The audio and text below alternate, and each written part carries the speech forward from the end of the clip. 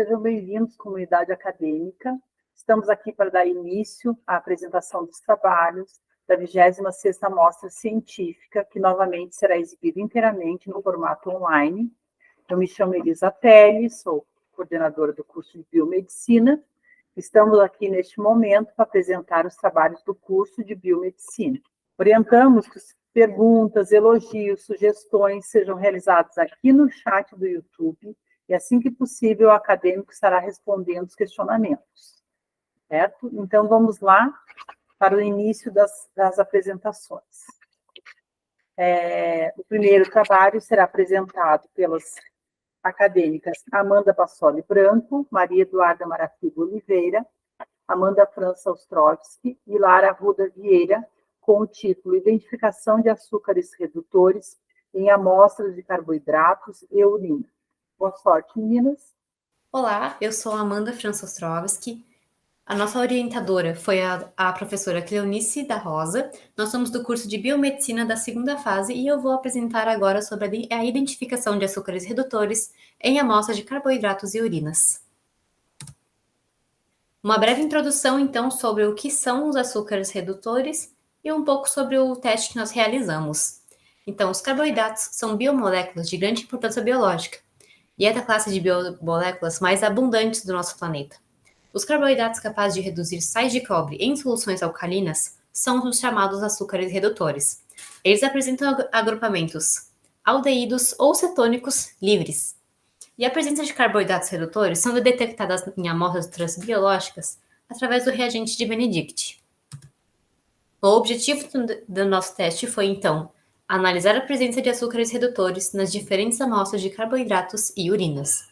A nossa metodologia utilizou os carboidratos e 2 amostras de urina. Os carboidratos utilizados foram a glicose, a sacarose, a frutose e a lactose. E daí tinham 2 amostras de urinas de 2 pessoas diferentes. E para cada tubo de ensaio foram inseridos 2 ml de amostra, 5 ml do reagente Benedict. Após a pipetagem, foi agitado e colocado em banho-maria por 5 minutos a 100 graus. Após toda a metodologia, os resultados estavam alterados. Deduziu-se que as amostras de carboidratos, algumas estavam adulteradas, contaminadas, então os resultados não foram os resultados ideais. Então, as amostras de frutose e sacarose ficaram em coloração vermelha, indicando a presença de açúcares redutores. As amostras de lactose, glicose e urina A ficaram com coloração azulada, não indicando açúcar redutor. E a amostra de urina B ficou com uma coloração azul amarelada, indicando uma quantidade baixa de açúcar redutor. O resultado ideal seria que as amostras de monossacarídeos, que eram a glicose, a frutose e a sacarose, indicassem a coloração amarela ou vermelha, indicando a presença de açúcar redutor. Então, aqui estão algumas imagens dos testes que nós realizamos. Aqui todos eles na grade e aqui em aumento. Então, as amostras de glicose ficou com coloração azulada, que não indicou açúcar, que é um erro. E as amostras de frutose e sacarose ficaram com a coloração vermelho tijolo, que indicaram a presença de açúcar redutor. As amostras de lactose e urina A ficaram com a coloração azulada, sem açúcares. E a de urina B ficou com a coloração azul amarelada, indicando a baixa quantidade de açúcar. Este foi o nosso trabalho, nossa metodologia e os nossos resultados. Então, eu agradeço muito a atenção de todos. Muito obrigada, acadêmicas, e parabéns pela sua apresentação. Lembramos que os questionamentos aos acadêmicos devem ser realizados aqui no chat ao vivo. E se você está gostando deste formato de apresentação, deixe a sua like, compartilhe o link desta live com seus amigos. Se você está gostando das apresentações, deixe seu comentário, que ficaremos muito felizes com a sua participação. O próximo trabalho é da Tatiana Lucavei, Júlia Della Valle Fogali e Rafaela Sá Alves, com o título Detecção de proteínas de reagente biureto. Boa noite, meu nome é Rafaela. Boa noite, meu nome é Júlia. Boa noite, meu nome é Tatiana. Nós somos da 2ª fase de Biomedicina e nosso trabalho é sobre detecção de proteínas pelo reagente de biureto. As palavras-chave são proteínas, biureto e teste qualitativo. As proteínas elas são macromoléculas orgânicas constituídas por aminoácidos. Elas estão em muitos alimentos da nossa alimentação e também elas formam a estrutura e a funcionalidade das nossas células. Para saber se uma solução tem a presença de proteínas, podemos realizar o teste de biureto, na qual ele vai medir a mudança de cor. O reagente biureto, ele tem cobre na presença de ligações peptídicas, que são das proteínas, nas quais elas vão se combinar com os íons do reagente, e isso vai causar uma mudança de cor, de azul claro para roxo. O objetivo, esse estudo, ele tem como objetivo confirmar a presença de proteínas em amostras de clara de ovo pelo teste de biureto. Ele é um teste simples e barato e é bem comum em laboratório. A metodologia. Então, foi realizado uma pesquisa experimental. A reação com o reagente de biureto foi conduzida da seguinte forma. Inicialmente, 2 ml de reagente de biureto, 1,5 gramas de sulfato de cobre pentaidratado, 10 gramas de tártaro duplo de sódio e potássio e 10% de NaOH foram reagidos com 1 ml de solução de proteína de clara de ovo e 1 ml de solução de aminoácido valina e 1 ml de água. Resultados de discussão. Foi observada uma coloração azul na amostra contendo clara de ovo, detectando a presença de proteína, e uma coloração transparente na amostra contendo água e aminoácido. O positivo explica a cor azul-violeta, que é o teste 1 no qual tinha clara de ovo. E os outros que não tiveram essa cor indicam resultado negativo para a proteína. Esta reação é baseada na reação de sulfato de cobre em meio alcalino, com proteínas e peptídeos. Em meio alcalino, os íons de cobre reagem com as moléculas que contêm 2 ou mais ligações peptídicas, formando um complexo planar que confere a cor azul-violeta da solução. Obrigado a todos. E boa noite. Muito obrigada às acadêmicas e parabéns pela apresentação. Chamamos agora Scarlate Rodrigues dos Santos, Mona Lisa Jandira Macedo Damasceno, Renata Branco Coelho, Tainá Ferreira Pereira, Natália Assunção Valtri e Gabriele Muniz Vigers com o trabalho Detecção de aminoácidos pelo reagente ninidrina. Boa noite, meu nome é Gabriele Muniz, eu curso a segunda fase de Biomedicina e nosso tema é sobre detecção de aminoácidos com reagente de nidrina. E eu vou comentar um pouco sobre o que é esse teste e como praticamos ele. E então, basicamente, os aminoácidos eles são umas unidades básicas das proteínas, compostas por um grupo amino, um grupo carboxila e uma cadeia lateral variável. E basicamente existem 20 aminoácidos comuns que desempenham uns papéis essenciais na estrutura e função das proteínas. E essa detecção de aminoácidos com o reagente de nidrina, ele é uma técnica usada na bioquímica para identificar e quantificar aminoácidos nas amostras. A nidrina, então, ela reage com os grupos aminos dos aminoácidos, formando compostos coloridos que podem ser detectados e medidos. Essa técnica ela é sensível, precisa e amplamente aplicada em diferentes áreas de pesquisa. E a gente teve como objetivo da prática de aminoácidos com o reagente de nidrina, que é identificar a presença dos grupos amino em compostos orgânicos, por exemplo, como os aminoácidos. Boa noite, meu nome é Renata e eu vou falar um pouquinho de como aconteceu toda essa metodologia e como a gente fez esse teste, né? Primeiramente, a gente separou 3 tubos de ensaio e num dos tubos, no primeiro, a gente escreveu o nome branco, que significa que vai estar só o reagente de nidrina puro, com água somente. Então, a gente adicionou 2 ml da solução de nidrina e 0,5 ml de água destilada. Já no segundo tubo, a gente escreveu teste 1, que significa que a gente vai ter a presença de algum outro composto. Então, nesse tubo 2, no caso desse teste 1, a gente adicionou 2 ml da solução de nidrina e 0,5 ml da solução de proteínas, que é qualquer proteína. E no tubo 3, a gente escreveu teste 2, que já vai ter outro composto, né? Então, a gente adicionou 2 ml da solução de nidrina e 0,5 ml do aminoácido, né? Que nesse caso foi a valina que a gente usou. E aí, depois, a gente colocou os 3 tubos de ensaio por 5 minutos em banho-maria a 100 graus Celsius. E aí, depois que a gente tirou do banho-maria, a gente observou os resultados. Boa noite, meu nome é Natália e eu vou falar sobre os resultados e as discussões. Os tubos 1 e 2, eles apresentam uma coloração azul, onde isso indica que não há presença de aminoácidos. E já no tubo 3 apresenta uma coloração violeta, onde indica, né, no caso, a presença de aminoácidos. A nossa conclusão foi que o teste de aminoácidos foi uma técnica eficaz para a presença dos compostos em uma amostra. A análise que foi feita para informações verdadeiras, valiosas, sobre a composição e a qualidade dos materiais analisados. E vale ressaltar também que essa análise ela é fundamental em diversas áreas, né?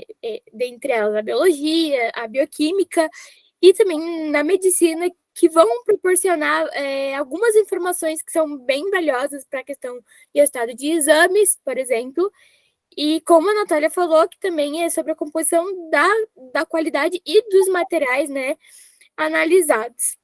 E também como a aplicação a gente obtém uns dados precisos que são para estudos científicos, né. E nesse slide, a gente colocou algumas imagens do teste, né? E então, nessa primeira imagem, a gente tem os 3 tubos antes do banho-maria. Então, o tubo do meio, que é o teste 2, é o que tem aminoácido, no caso. Então, por isso que ele tá a cor violeta. E já na segunda imagem, a gente tem o teste 2, que é o que contém aminoácido, só que após o banho-maria, que confirma que ele realmente a gente detectou aminoácidos, né? E a última imagem também é o teste 2, antes do banho-maria, com a coloração violeta, que indica a presença de aminoácidos. Obrigada pela atenção de todos. Obrigada às acadêmicas e parabéns pela sua apresentação. Agora chamamos Micaele Dacol e Valéria Soares de Oliveira com o trabalho Análise das alterações dos parâmetros laboratoriais causados pelo tabagismo, pelo uso de narguilé e ou cigarro da região serrana. Boa noite a todos. Eu, Valéria, e minha colega Micaele, iremos falar um pouco sobre o nosso trabalho de conclusão de curso, titulado como a análise de possíveis alterações em parâmetros laboratoriais causados pelo tabagismo, através do uso de narguilé e ou cigarro na região serrana. Temos como orientadora a professora Débora.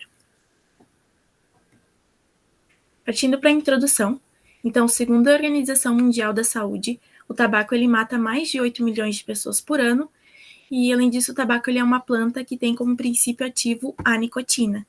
Eu destaco então a importância da nicotina para a dependência dos usuários, uma vez que ela é uma droga de alta toxicidade, e essa substância, quando é administrada no organismo através do ato de fumar, entre 7 a 19 segundos após a sua inalação, ela já atinge o cérebro, então ela tem uma ação muito rápida. Nós sabemos que o tabagismo é uma doença presente na população mundial, sendo responsável por causar diversas consequências aos usuários. O ser tabagista é um fator de risco para diversas patologias, e o consumo elevado da droga é em decorrência do fato de ser ilícito e de fácil acesso. Dessa forma, ele vai afetar negativamente tanto fumantes ativos quanto fumantes passivos. Além disso, há diferentes formas do tabaco ser comercializado, como cigarro eletrônico, cigarro de palha, charuto, narguilé. O cigarro eletrônico e o narguilé, eles são mais usados tem mais adesão ao público mais jovem. E segundo o IBGE, no ano de 2013, foi feito um levantamento e ao menos 212 mil pessoas fazem uso do narguilé. Então, comparado ao cigarro, o narguilé ele pode ser considerado mais prejudicial devido às longas sessões de fumo e ao uso de suas essências. Então, através disso, o nosso trabalho ele tem como objetivo principal investigar a interferência nos exames laboratoriais de tabagistas adeptos ao cigarro e ao narguilé em um grupo populacional, que seria o nosso, comparado ao grupo populacional, que seria o nosso grupo controle, participantes que não fazem uso nem de cigarro, nem de narguilé, nem de qualquer outra substância que esteja ligada à nicotina. Como metodologia, o projeto ele foi encaminhado para o CEP, onde foi avaliado e aprovado pelo mesmo em final de agosto.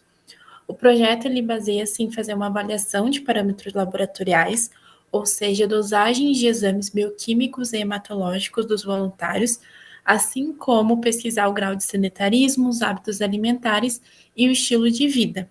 O critério de inclusão e exclusão dos voluntários será ser acadêmicos da Uniplac do sexo feminino e o masculino, que esteja entre 18 a 60 anos de idade, que faça uso de cigarro e ou narguilé por no mínimo 1 ano, e também acadêmicos que não fazem uso nem de cigarro, nem de narguilé. Será analisado 10 pessoas de cada grupo, ou seja, 10 pessoas do grupo do cigarro, que seria o grupo A, 10 no narguilé, que seria o grupo B, e 10 do controle, que seria o grupo C, totalizando 30 voluntários. Primeiramente, será aplicado um pré-questionário online, onde vai ser só uma pré-seleção para conhecer mais os candidatos a serem voluntários. Após todos respondidos, a gente conseguiu o objetivo de 30 voluntários. Nós vamos conversar com esses voluntários e aplicar um questionário pessoalmente na universidade, e ali vamos coletar os dados de perfil sociodemográfico. E posteriormente será feita a coleta sanguínea, onde será coletado num tubo de soro e outro de EDTA para analisar os exames: hemograma, glicose, colesterol e frações, que seria o HDL e o LDL, o triglicerídeos e a proteína C reativa.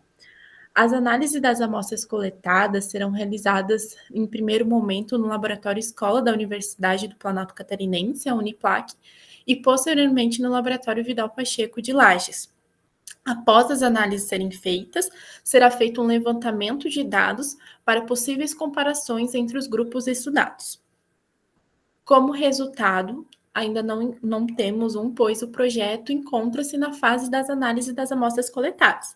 Mas como resultado esperado, busca-se encontrar alterações nos resultados dos tabagistas em comparação ao grupo controle, assim como esperamos que sejam analisados alguns parâmetros que evidenciem que o narguilé é mais prejudicial que o cigarro, ou ao contrário, e também demonstrar se ambos os comportamentos são capazes de alterar os exames de formas semelhantes ou não causar nenhum tipo de alteração nas amostras coletadas. Nós agradecemos pelo apoio e a participação de vocês. Muito obrigada. Obrigada às acadêmicas e parabéns pela apresentação. Chamamos agora Manuela Souza Silva, Marielle Fonseca Flores, Brian Lemos dos Santos e Luana Antunes Duarte, com o trabalho Efeito do pH sobre a atividade da amilase salivar.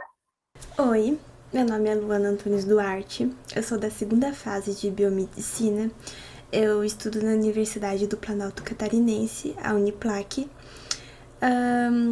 Eu, nessa mostra científica, vou apresentar sobre um trabalho relacionado ao efeito do pH sobre a atividade da amilase salivar. E esse trabalho foi uma pesquisa feita junto com outros integrantes, que é Bianca de Liz, Brian Lemos, Maeve Laurentino, Manuela de Souza, Mariela Fonseca, Nicole de Brida e Nicole Vieira. Esse trabalho também foi orientado pela professora Cleonice Rosa, no Laboratório de Bioquímica da própria Uniplac. Em principal foco que a gente teve nesse trabalho foi sobre a amilase, nossas pesquisas. A amilase ela é uma enzima digestiva que é produzida no organismo humano, no sistema humano, é produzida pelo pâncreas e pelas glândulas salivares.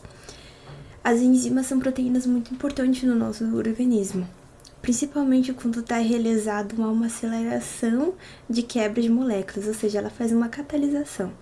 O processo de catalisação é fazer a aceleração das quebras dessas moléculas e quebrar em menores partes para que o metabolismo consiga absorver, para poder assim levar para a célula, para dentro da célula. Esse sistema, quando não ocorre essa quebra dessas moléculas, quando há uma insuficiência de produção de enzimas no organismo, acontece um processo muito comum ultimamente, está vendo muitos casos, que é a intolerância. A intolerância é basicamente isso, é quando não há essa produção dessas enzimas, o que causa desconforto, porque o organismo não consegue absorver, você está consumindo algo que o teu organismo não está absorvendo. E literalmente isso causa muitos desconfortos, como cólicas, intestino desregulado, até mesmo outras situações e outros casos de alergia mais graves, dependendo dos variados tipos de intolerâncias que existem. E basicamente a nossa prática, ela consistia em identificar um pH ótimo para a amilase salivar. A gente começou separando 3 tubos de ensaio. Nesses 3 tubos de ensaio, a gente adicionou uma solução de 10%, uma solução salivar de 10%. E também adicionamos 2 ml de 3 soluções tampões diferentes. A primeira tinha um pH de 4,0, a segunda tinha um pH de 6,8 e a terceira tinha um pH de 9,5. E depois adicionamos mais 5 ml de glucol. Em base disso, a gente apresentou 2 resultados diferentes. O primeiro resultado, sendo ele que foi o de 4,0, foi um resultado onde apresentou um azul violeta. E aí, o terceiro também apresentou o mesmo resultado, que foi azul violeta do pH 9,5. E do segundo pH, a gente apresentou uma cor incolor. Esse incolor foi o de pH 6,8. O que acontece? O que apresentou a cor, no caso que seria aquele azul violeta, ele ocasionou porque não teve o iodo ficou tipo aprisionado no interior da molécula, o que fez aparecer essa cor violeta roxo, esse azul violeta. E no caso do segundo tubo, que ficou incolor, que teve ruptura da estrutura do amido pela ação da amilase do seu pH ótimo. Então, no caso da saliva da pessoa que a gente pegou, dos nossos integrantes dessa turma, a gente pegou, ele apresentou, no caso, um pH de 6,8, sendo um pH ótimo, o que revelou nessa prática o que conseguimos apresentar, qual seria o pH ótimo, além de ter conseguido, através dessa prática laboratorial, entender melhor sobre as enzimas e principalmente nosso foco, que foi a amilase e suas importâncias. Foi sobre esse o nosso estudo. Muito obrigada pela atenção. Parabéns aos acadêmicos e obrigado pela participação. Chamamos agora Kathleen Arruda Loregian, Cassiane dos Anjos Borges, com o trabalho Avaliação da concentração sérica de vitamina C em pacientes atendidos em um laboratório de Lages. Boa noite, eu me chamo Kathleen. Boa noite, eu me chamo Cassiane. Nós iremos apresentar o trabalho sobre a avaliação da concentração sérica de vitamina C em pacientes atendidos em um laboratório de Lages, sob orientação do professor Rafael de Lima Miguel, e nós somos acadêmicas do curso de Biomedicina da 8ª fase. A vitamina C, ela também é conhecida como ácido ascórbico, ela é uma importante vitamina e ela é uma vitamina hidrossolúvel juntamente com as vitaminas do complexo B. A vitamina C, ela é um importante componente aí para o nosso corpo, no entanto, ela não é sintetizada no nosso organismo, a gente precisa de uma ingestão e ela acontece principalmente através da alimentação aí de frutas como laranja, abacaxi, limão, tangerinas ou por meio da suplementação.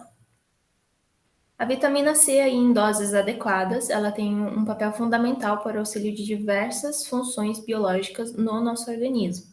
Vários estudos aí já comprovaram que a vitamina C tem um grande potencial antioxidante no nosso organismo e ela também tem um grande papel aí para o fortalecimento do nosso sistema imunológico, nos ajudando aí no combate de infecções do trato respiratório e também de outras enfermidades.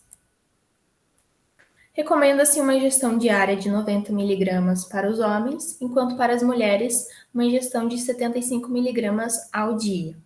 Nós temos uma deficiência de vitamina C quando não atingimos esses valores ideais. Nós podemos ter muitos sintomas quando temos uma deficiência de vitamina C, e um deles são problemas gengivais, onde a gente pode ter sangramentos nas gengivas, inflamações, petequias por todo o corpo. E em grávidas, ela está relacionada principalmente com o aparecimento de pré-eclâmpsia. Já em uma hipervitaminose C, nós temos a elevação dessa quantidade de vitamina C no nosso corpo.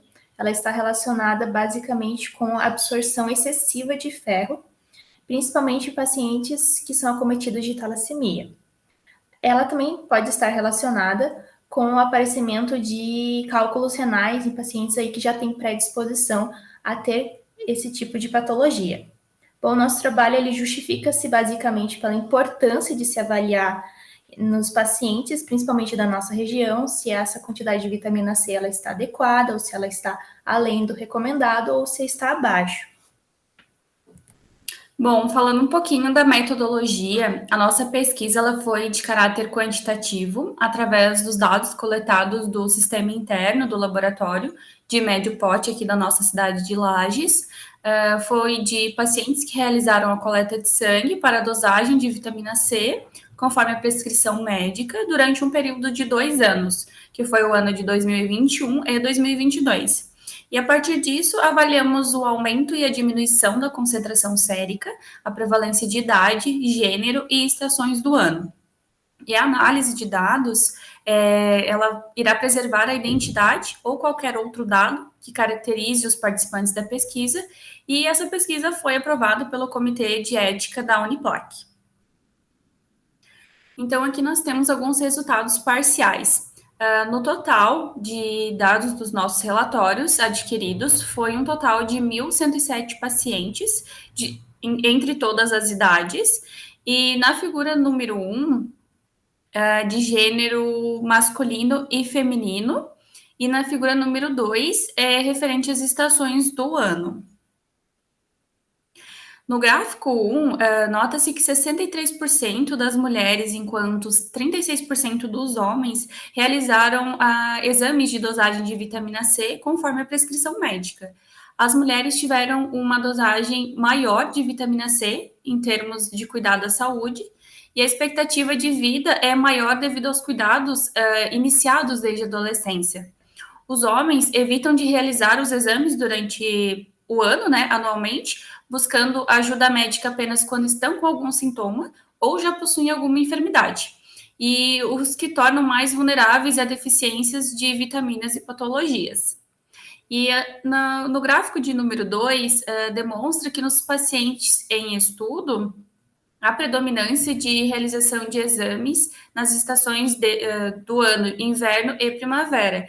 E por quê? Nessas épocas do ano, há um maior registro de enfermidades devido a mudanças climáticas causando instabilidade no sistema imunológico, e por essa razão a procura por médicos e laboratórios aumentam mais. Nas estações verão e outono, a procura é bem mais baixa, porque é uma época em que as pessoas estão mais hidratadas e procuram também uma alimentação diferenciada, que entra também a questão da ingestão de frutas e vegetais. E no inverno e na primavera, as pessoas procuram comidas mais quentes, então deixam de estar adquirindo a dosagem correta da vitamina C e preferem outros alimentos. Então, assim, é onde acontece bem mais a deficiência ou também a hipervitaminose C. Então, aqui nós temos as nossas referências que serviram de buscas para entender também sobre a vitamina C, o que ela causa.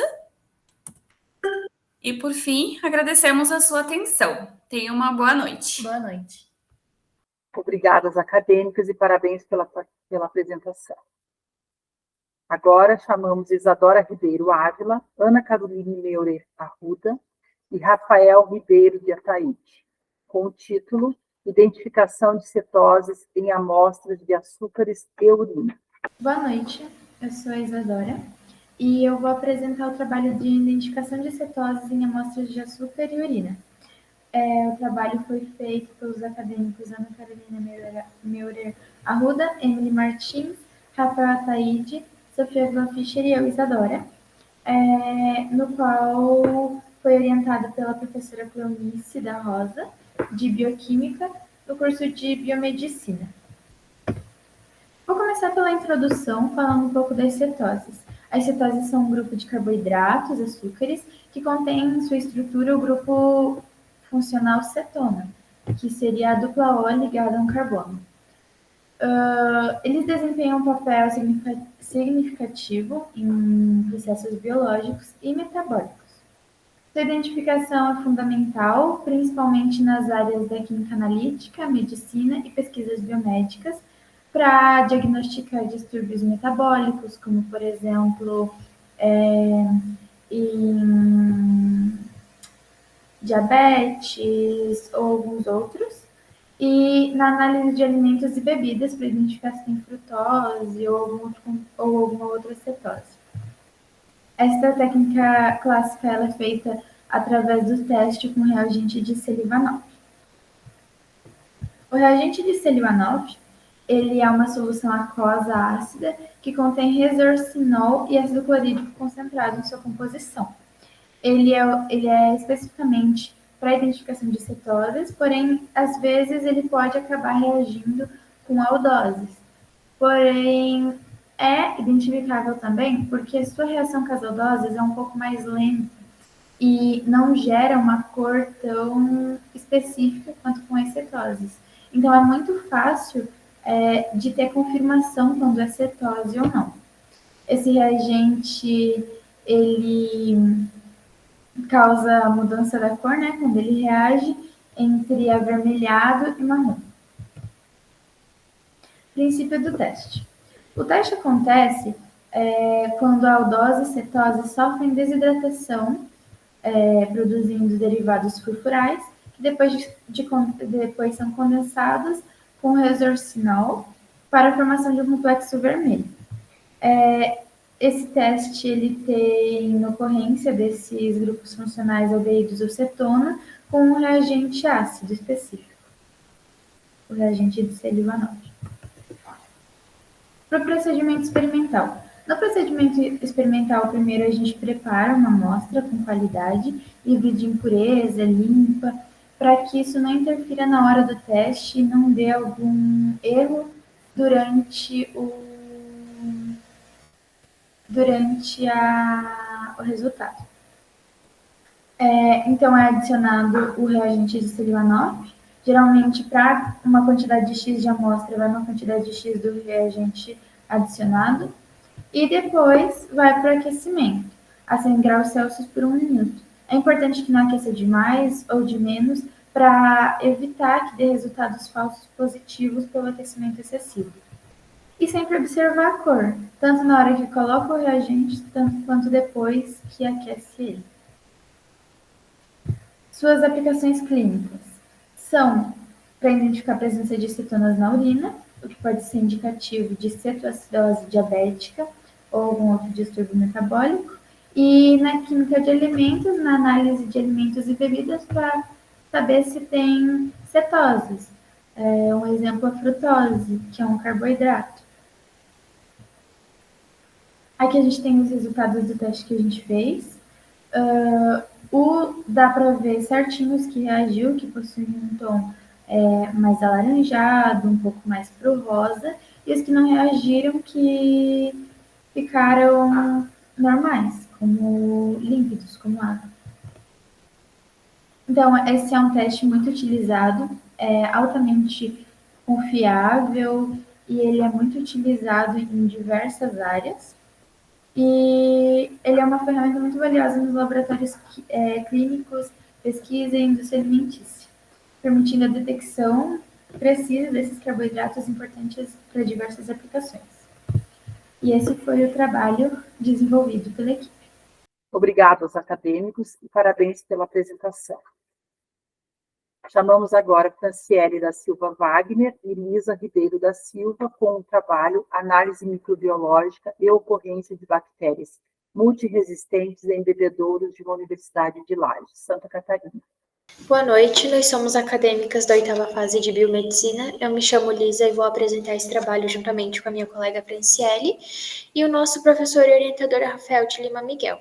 O título do nosso trabalho é Análise Microbiológica e Ocorrência de Bactérias Multiresistentes em Bebedouros de uma Universidade de Lages, Santa Catarina. Então, a água é a substância mais importante encontrada na natureza, ela é insubstituível para nós de seres vivos. Entretanto, um dos grandes problemas enfrentados atualmente é a contaminação microbiológica da água. Isso devido ao aumento de casos de bactérias multiresistentes. Essas bactérias multiresistentes, elas podem ser encontradas em diversos locais, como banheiros, maçanetas, bebedouros, entre outros locais. E isso acaba se tornando uma fonte de contaminação para as pessoas. Com isso, o intuito do nosso trabalho foi analisar e avaliar a ocorrência de bactérias multiresistentes em bebedouros e fazer a sua classificação bioquímica.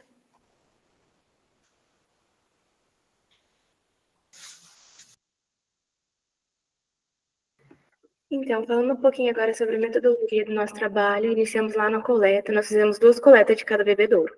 A primeira coleta foram dos botões dos bebedouros e a segunda coleta, então, seriam das saídas de água.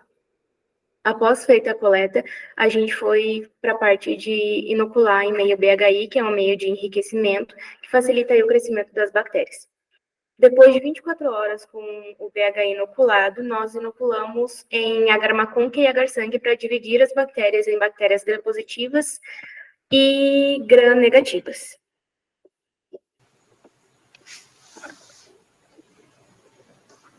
Então, as bactérias que cresceram em agar-sangue, a gente vai classificar elas como bactérias gram-positivas. A gente fez um método de coloração de gram. Esse método ele serve para a gente visualizar a morfologia bacteriana e comprovar que teve crescimento bacteriano. Isso devido ao agar-sangue ser um meio extremamente nutritivo, então poderia que fosse ter o crescimento fúngico. Então, a coloração de gram é justamente para a gente confirmar a morfologia bacteriana, ou seja, confirmar ali a presença de cocos gram-positivos. Após a coloração de gram, nós passamos para a etapa de catalase. A catalase ela é um teste que é utilizado para diferenciar estafilococos de streptococcus. Então, consiste em pegar de 2 a 3 colônias de bactéria com a ajuda da alça bacteriológica, espalhar um pouquinho na lâmina e colocar uma gota de peróxido de hidrogênio. A interpretação desses resultados se dá: se houver a presença da formação de bolhas, o teste ele é positivo. Então, confirma-se a espécie Staphylococcus. Se não houver a presença de bolhas, o teste é negativo. Então, confirma-se a presença de Streptococcus. Isso vai para outras provas bioquímicas. Como as nossas bactérias deram catalase positiva, nós utilizamos 2 testes. O teste de susceptibilidade à novobiocina. A novobiocina ela é um antibiótico que ela é utilizado para diferenciar espécies de Staphylococcus epidermidis e Staphylococcus saprophyticus. Então, a interpretação desses resultados se dá quando houver a sensibilidade, ou seja, a formação de um halo de inibição ao antibiótico, significa que a bactéria é sensível à novobiocina, ou seja, Staphylococcus epidermidis. Se não houver a formação do halo, ou seja, se a bactéria apresentar uma resistência àquele antibiótico, significa que é Staphylococcus saprophyticus. Então, aí já temos 2 espécies de 3 estafilococos. A última etapa foi a etapa do manitol. O manitol ele é um meio de cultura que serve para diferenciar os estafilococos.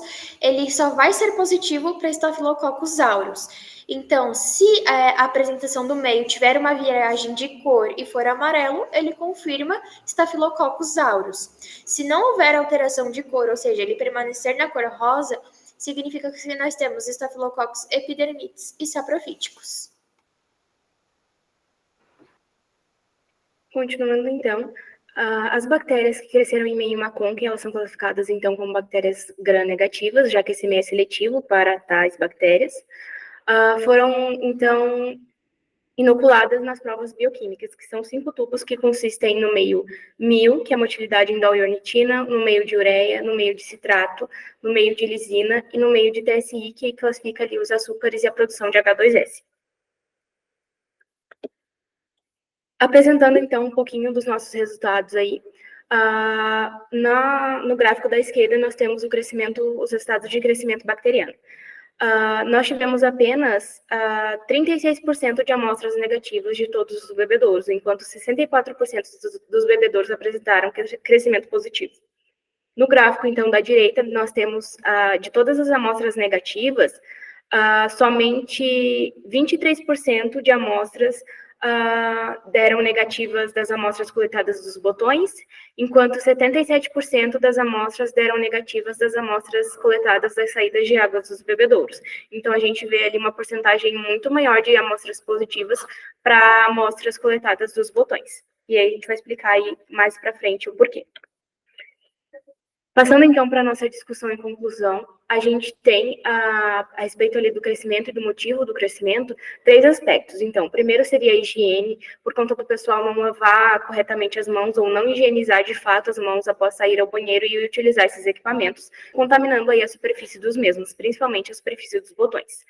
A segunda opção, então, seria a opção da localização. Muitos dos bebedouros que foram coletados, foram utilizados, né, para o trabalho, eles ficam muito próximos aos banheiros, que a gente sabe que são ambientes com alta proliferação de bactérias, então isso pode acabar contribuindo aí para a contaminação desses equipamentos. E o terceiro aspecto, então, seria a manutenção, que a gente sabe que deve ser feita aí periodicamente, tanto troca de filtro quanto limpeza do equipamento em si, com hipoclorito e produtos aí que inibam aí o crescimento de bactérias. Seria esse, então, obrigada a todos pela atenção. Parabéns às acadêmicas e muito obrigado pela participação. Chamamos agora Guilherme Melegari com o trabalho Associação do Microbioma Pulmonar com as Doenças Respiratórias, uma revisão narrativa. Olá, uma boa noite a todos. Eu me chamo Guilherme, sou acadêmico da 6ª fase do curso de Biomedicina e hoje eu vou falar um pouquinho sobre a associação do microbioma pulmonar com algumas doenças respiratórias. Então, a gente entende como sendo a microbiota esse conjunto de organismos que a gente tem no nosso corpo, conjunto de micro-organismos. Sejam eles fungos, bactérias, vírus, protozoários, todos esses micro-organismos que estão ali vivendo e fazendo mutualismo, né? Vivendo de uma forma mutualística conosco. Eles representam aí de 1 a 3% de toda a nossa massa corporal, então se a gente traz isso para números absolutos, a gente tem uma quantidade bem grande. Já quando a gente fala do microbioma, a gente está falando dessa diversidade genética, dessa coleção de genes que estão dentro desse microbioma. A questão do microbioma pulmonar, os estudos iniciais foram um pouco mais complicados por uma série de motivos, seja porque a gente tem bactérias que são um pouco mais fastidiosas, que são aquelas bactérias que são um pouco mais difíceis de crescer, um pouco mais lentas, um pouco mais exigentes. A gente tem uma baixa carga bacteriana, principalmente se a gente comparar com outros sítios anatômicos do nosso corpo, como o intestino, por exemplo. A gente vai ter muito menos quantidade de bactérias lá nos nossos pulmões, é claro. E a questão da contaminação de trato superior, né? Trato respiratório superior.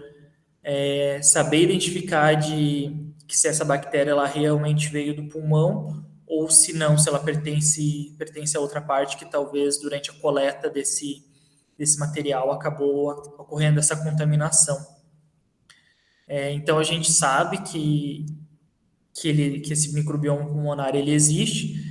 A gente tem aí os gêneros Prevotella, Veillonella e Streptococcus como sendo os mais abundantes, e alguns em menores quantidades, como Fusobacterium, as Pseudomonas, a Haemophilus e a Neisseria. A questão do microbioma intestinal, ao contrário do microbioma pulmonar, ele já foi mais amplamente estudado, já é muito conhecido. Tem vários trabalhos falando sobre ele. A gente tem uma questão bem interessante, que é esse eixo intestino-pulmão, justamente porque esse microbioma intestinal, ele participa de alguns mecanismos de homeostasia no nosso corpo. A gente pode citar aí a regulação de população de células T extraintestinais, a tolerância imunológica oral através das células T reguladoras e até a regulação da inflamação sistêmica do nosso organismo. Uma questão bem importante também é a translocação bacteriana, onde basicamente esses micro-organismos que estão no nosso intestino, por algum motivo eles podem acabar indo parar em alguns outros sítios anatômicos. Isso pode acontecer por uma série de fatores, desde aí de uma desbiose intestinal, pacientes imunocomprometidos ou até um próprio rompimento dessa mucosa intestinal pode estar levando a isso. Falando então um pouquinho das doenças, a gente começa aqui trazendo a asma. Na asma a gente verifica essa desbiose com uma diminuição de alguns gêneros como Prevotella e Veillonella, que são considerados comensais, e um aumento de números que são potencialmente patogênicos, de bactérias que são potencialmente patogênicas, como por exemplo a Neisseria e o Haemophilus. Em especial, ele traz aqui a questão do Haemophilus influenza, que é um potencialmente patogênico que foi encontrado em pacientes com asma. A gente pode fazer interligar a questão do microbioma intestinal com a asma, porque já existem estudos onde pegaram pacientes asmáticos e não asmáticos. Pacientes não asmáticos com uma microbiota intestinal ok, regulada, e pacientes asmáticos, normalmente eles apresentavam essa microbiota intestinal numa desbiose, ou seja, ela desregulada. Então, a gente entende que essa regulação dessa microbiota intestinal pode ser até aí uma forma de prevenir ou de tratar a asma.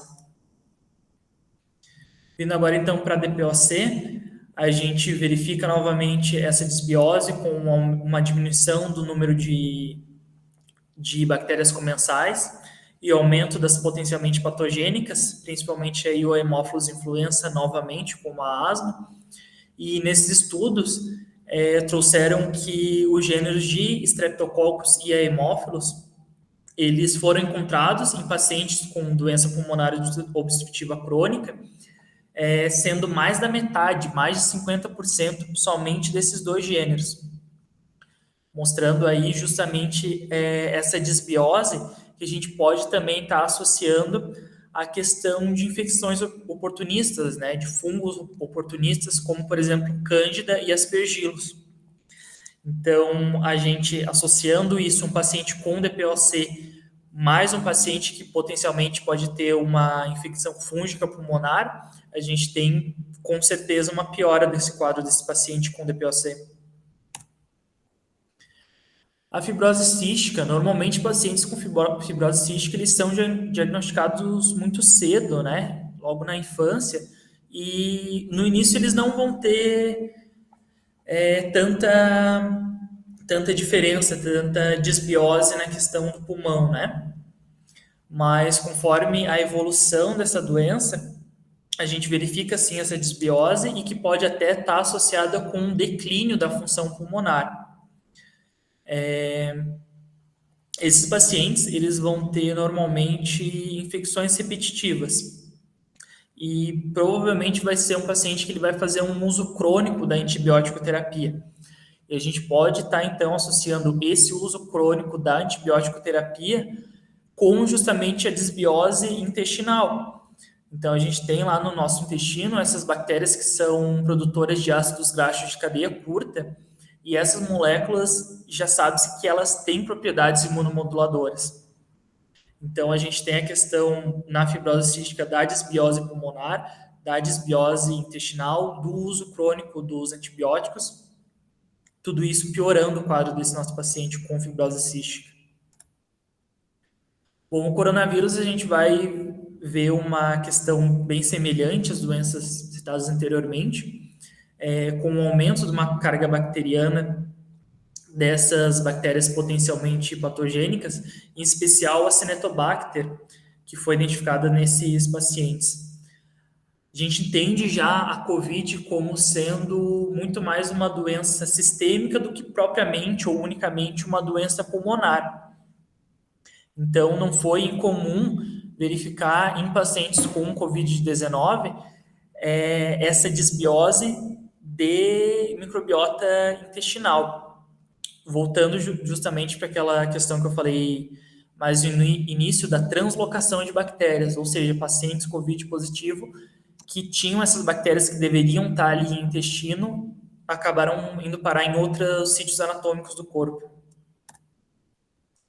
Para finalizar, então, a gente entende que apesar de ainda um pouco limitado a questão do estudo do microbioma pulmonar, ele é sim de extrema importância, principalmente aí cabendo as áreas da biologia molecular e da bioinformática, a estudar melhor esse microbioma, que vão ser justamente eles que vão identificar, caracterizar essa diversidade genética, principalmente pensando na questão diagnóstica e profilática.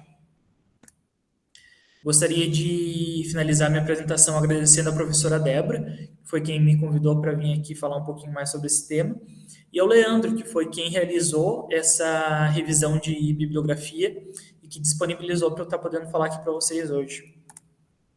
Essas foram, então, as referências utilizadas. Eu agradeço muito a atenção de todos e desejo uma boa noite. Obrigado pela participação e parabéns pela apresentação. Chamamos agora a Roberta Moraes Maciel com o trabalho Avaliação da Estabilidade Físico-Química de Nanocápsulas de Zeinas carregadas com óleo essencial de poejo. Boa noite. Eu vou estar aqui falando sobre a avaliação da estabilidade físico-química de nanocápsulas de zeína carregadas com óleo essencial de poejo. Eu me chamo Roberta, eu sou orientada pela Cleonice Gonçalves da Rosa. Eu participo da bolsa de pesquisa juntamente com ela e estou na 6ª fase de biomedicina. Então, o que a gente fez nesse trabalho? A gente utilizou o óleo essencial de menta pulejo, o poejo, popularmente conhecido como poejo. O poejo ele já é usado usualmente para tratamentos de cólicas menstruais, para gripes, e os óleos essenciais, eles já são usados por indústrias cosméticas e farmacêuticas, no objetivo de auxiliar diferentes tratamentos. A gente já vê muito óleo essencial sendo vendido para diferentes coisas aí no mercado. E daí o uso do óleo essencial do poejo, da menta pulejo, ele tem algumas diferentes possibilidades. Ele pode ser usado desde um pesticida até possuir alguma ação bactericida. E a menta pulejo é uma planta que ela tem origem na Europa, na Ásia, mas ela também é presente em outros países com climas temperados. Dando uma introdução das nanocápsulas de zeínas, que é o que a gente produz. Essas nanocápsulas elas são obtidas a partir do acondicionamento do óleo essencial extraído do poejo e um invólucro de proteína zeína. É uma proteína que ela é encontrada no milho. Essa proteína, cerca de 50% do seu total de aminoácidos presentes na zeína são de caráter não polar. E algum desses aminoácidos é a leucina, alanina e prolina. Ela é uma proteína hidrofóbica. O que isso significa? Significa que ela não se mistura com a água. Então, para a gente solubilizar e usar ela em laboratório, é utilizado etanol 100%, álcool etanol 100%. E por ela ter essa característica não polar, ela forma uma espécie de barreira de água, que é interessante para quem faz nanoencapsulação. Além que ela possui resistência a enzimas digestivas, o que permite diferentes possibilidades para o seu uso. Aqui tem algumas características da nanoencapsulação. O tamanho é de 1 até 1000 nanômetros. E o método que a gente utiliza em laboratório é o método de nanoprecipitação, o que consiste em uma fase orgânica e uma fase aquosa, que eu vou falar um pouco mais para frente. E quais que é um pouco das vantagens deste método? No sistema de nanocápsulas, a uma melhora da estabilidade de substâncias ativas, além de uma maior capacidade de liberação controlada do composto ativo e uma elevada eficiência de encapsulação do composto ativo, além de fornecer fornecer proteção contra fatores de degradação, como pH, oxigênio e luz. E algumas das propriedades da zeína, algumas vantagens que ela tem, é que ela é uma fonte natural e renovável, ela possui biodegradabilidade, ela possui baixo custo, biodisponibilidade e ela já tem um longo histórico de uso. O nosso objetivo com esse trabalho, então, foi nanoencapsular do óleo essencial de menta pulegium em matrizes de zeína e avaliar a estabilidade por 30 dias a 25 graus Celsius e a 100 graus Celsius. Então, a metodologia é a nanoprecipitação. Aqui nessa imagenzinha é um esquema de como é feito isso. A gente possui a fase orgânica, que é esse becker contendo o líquido amarelo, que no caso consiste do álcool, do óleo essencial e da azeína misturados sobre agitação. A gente deixa de um dia para o outro agitando. E depois a gente adiciona a fase líquida, que no caso é o surfactante com água. E esses dois compostos são misturados sobre uma agitação intensa para que ocorra a nanoprecipitação. E então foi deixado por 30 dias a 25 graus Celsius e a 100 graus Celsius para a gente poder avaliar quanto ao tamanho médio de partícula e o índice de polidispersão por espalhamento de luz dinâmico. Aqui a gente tem os resultados. No dia 1 a 25 graus Celsius, a temperatura ambiente, a gente tem um controle, tem o poejo. No dia 1, o tamanho médio foi de 127,0 e o índice de polidispersão foi de 0,128. Esses valores têm que ficar em torno de 150 para o tamanho médio e o índice de polidispersão tem que ficar abaixo de 0,3. No dia 30 a 25 graus Celsius, o resultado foi de 152,4 por tamanho médio e o índice de polidispersão foi de 0,178. Agora, já no dia 30, com aquecimento a 100 graus Celsius, foi mais de 600 o tamanho médio e o índice de polidispersão ficou em torno de 0,651, o que extrapolou os limites.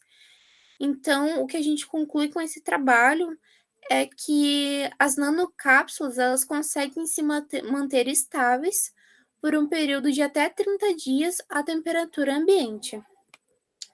Então, era isso. Queria agradecer a Cleonice por ter me auxiliado nesse trabalho e muito obrigada a quem está assistindo. Muito obrigado pela apresentação. Lembrando novamente que os questionamentos dos acadêmicos devem ser realizados aqui no chat ao vivo.